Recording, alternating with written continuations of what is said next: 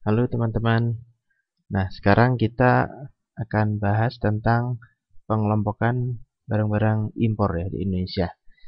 Nah, jadi pemerintah Indonesia itu mengelompokkan jenis-jenis barang yang bisa diimpor itu menjadi 3 jenis ya, sini ya.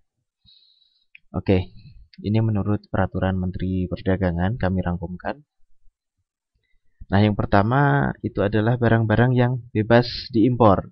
Nah, bebas di sini artinya barang-barang yang diimpor tersebut tidak memerlukan persyaratan atau perizinan khusus ya. Jadi perizinannya hanya standar aja. Dokumen-dokumen yang diperlukan standar aja seperti yang sudah kita bahas sebelumnya ya. Jadi cukup mudah. Contoh misalnya yang termasuk barang yang bebas diimpor adalah buku-buku pengetahuan di sini. Oke, dan barang yang lainnya yaitu barang-barang yang umum kita pakai. Jadi bukan barang yang aneh-aneh, intinya seperti itu. Oke, kemudian jenis pengelompokan yang kedua yaitu barang-barang yang dibatasi impornya. Di sini maksudnya dibatasi adalah dibatasi baik dari importirnya sendiri, jadi importirnya khusus yang memerlukan perizinan khusus. Kemudian jenis barangnya, kemudian dibatasi jumlahnya.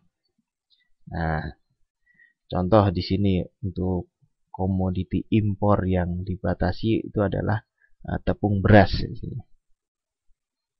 Oke, baik. Kemudian yang ketiga itu barang-barang yang dilarang impornya atau barang yang tidak boleh diimpor ke Indonesia. Nah, contohnya untuk barang yang dilarang impornya sama sekali itu adalah daging sapi ya dari high risk country di sini. Artinya dari penemuan itu telah atau dari penelitian telah ditemukan bahwa dari suatu negara yang high risk itu atau berisiko tinggi, itu misalnya daging sapi itu ditengarai atau diduga ya berdasarkan fakta-fakta, berdasarkan penelitian itu mengandung suatu penyakit misalnya. Makanya kita di sini sebutkan dalam tanda kutip high risk country. Nah, ini kalau selama ini biasanya bersifat temporer ya. Jadi kalau suatu negara itu statusnya sudah bukan high risk, misalnya di suatu negara itu penyakit dari sapinya sudah sembuh semua, itu kita akan berubah peraturannya biasanya ya selama ini ya. Dari barang yang dilarang impornya biasanya menjadi yang bebas diimpor atau dibatasi impornya.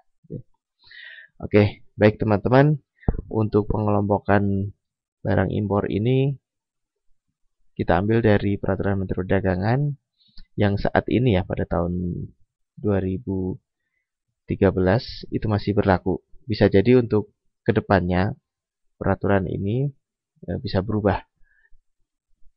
Ya kita nggak tahu ya, nanti bisa kita update mungkin di website instansi-instansi pemerintah.